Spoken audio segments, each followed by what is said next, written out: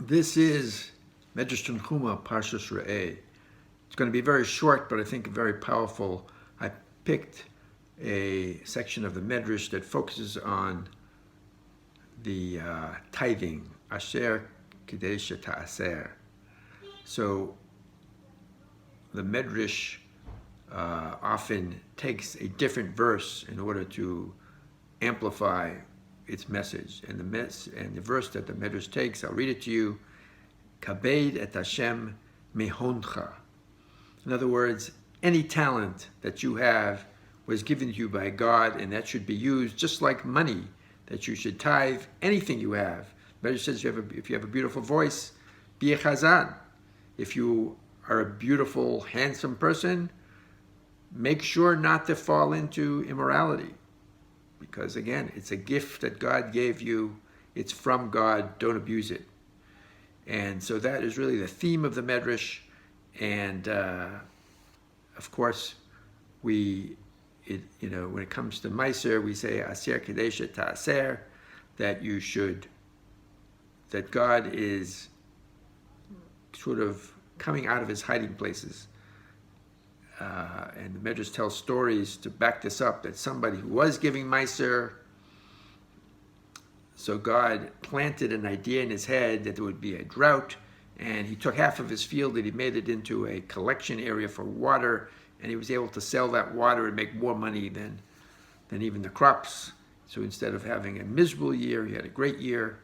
And likewise, there was someone who did not give Meiser, and God put something in his head where he sort of went crazy and started smashing the barrels of wine, and he, impoverished himself, all because he didn't realize that everything was a gift from God.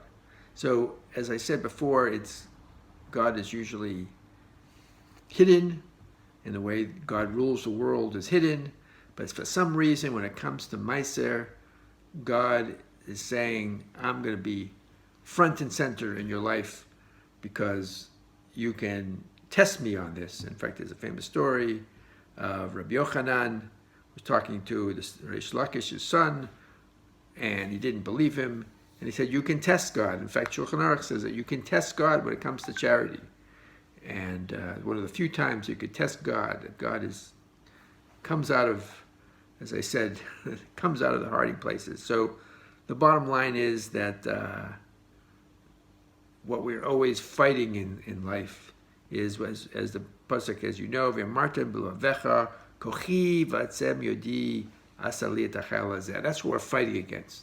The natural inclination of people to accumulate wealth and say, this is my brains and my power and my business acumen. That's how I got wealthy. When in fact, the Midrash is saying, you got it all wrong. It's saying that these gifts are not yours, not your looks, not your beauty, not your brains, and certainly not your wealth. Have a great Shabbos.